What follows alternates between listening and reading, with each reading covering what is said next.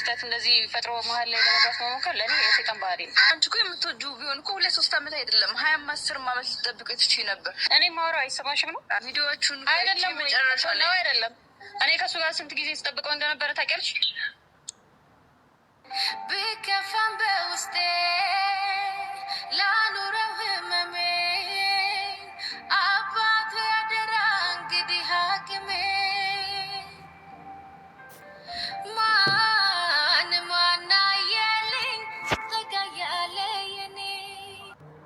እውነት አንዳንድ ጊዜ ምን እላለሁ መሰላችሁ፣ በሰው ትዳር ጣልቃ እየገባን በሰው ፍቅረኛም እንደሆኑ የብዙ ጊዜ እንትን ሆነው እያወቅን የምንገባው ነገር በጣም አስቸጋሪ ነው።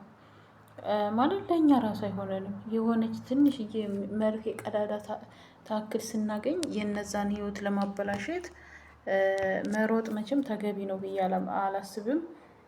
ሰላም ጤና ይስጥልኝ። ውድና የተከበራችሁ የብዙኃን ቻናል ቤተሰቦች እንዴት አላችሁ? ነው ያለው። እግዚአብሔር ይመስገን ሁሉ ሰላም ነው። እናንተም ባላችሁበት ሰላማችሁ ብዝት ይበል እያልኩኝ ላይክ ሰብስክራይብ አድርጉኝ ውዶችዬ። ቻናሌ እንዲል ቫይራል እንዲወጣልኝ አድርጉልኝ። ላይክ መንጣታችሁ ካልቀረ ላይክ አድርጉኝ ነው የምለው። ዛሬ እንግዲህ ፈኪና ኢክሩ ተገናኝተዋል ማለት ነው። እንግዲህ ኢክሩ አይሰምን እንደምትፈልገው ለምንድን ነው ትንሽዬ ክፍተት ተጠቅመሽ በህይወታችን የምትገቢው እንደዚህ የምታደርጊው እያለች ነው። ያው እንዳያችሁት ነው። እኔም የሚወድሽን ትተሽ ገና ወደፊት ድሉን አገኘዋለሁ ገና ይወደኛል ብለን የሰውን ህይወት ማለት ጓደኛሞች እንደሆኑ እያወቅን እንደሚዋደዱ እንደሚፋቀሩ እያወቅን እንደዚህ አይነት ነገር ባንሰራ መልካም ነው እላለሁ። ነገሮቹን የሆነ ሰው ብዙ አመት ቆይቶ እንዴት ነው ብዙ አመት ቆይቶ አንድ ላይ ኖሮ ብዙ አመት ቆይቶ ገና የኔ ይሆናል ብለን ከሌላ ሰው ጋር ትንሽ ክፍተት ስናይ ወይንም ባለትዳር ወይንም ፍቅረኛሞች ሌላ ወንድ አተናል። አንዳንደኛ ሴቶች ዘወር ብለን ስናስብ ወይ ከእሷ ጋር ከተለያየ ለእኔ ተስፋ ይሆነኛል ብለሽ ይሆናል ፈኪ እንደዚህ የምታደርገው ማለት ነው። ግን እኔ የምልሽ ነገር እነዚህ ልጆች በጣም ብዙ አመት የቆዩ ናቸው። ይዋደዳሉ፣ ይፋቀራሉ። ያው ጊዜ ነው እየጠበቁ ያሉት።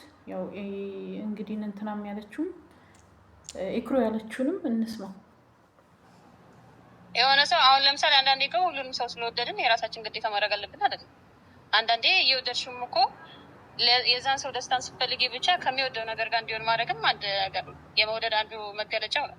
እኔ አሁን ኢሳምን ስለወደድኩት አሁን ኢሳም እኔን ከወደደኝ ብቻ ነው ከኔ ጋር እንዲሆን ፈልገው። ገባሽ? አንቺን ከወደደሽ እኔ ከአንቺ ጋር ቢሆን ችግር የለብኝም። ከእኔ መውደድ የእሱን መውደድ ስለማስበልጥ ማለት ነው። ገባሽ? እና እሱ ደግሞ እሱ አይደለም ጠልቶኝ እየተገፋው ወይ ምናምን፣ እኔም ጠልቼው አይደለም። በቃ እኔ አጋጣሚ ነበረ ይሄ ነገር እንትን ያለው። ከዛ እኔ ስላልመሰለኝ ሌላ አማራጭ ተጠቀሙ።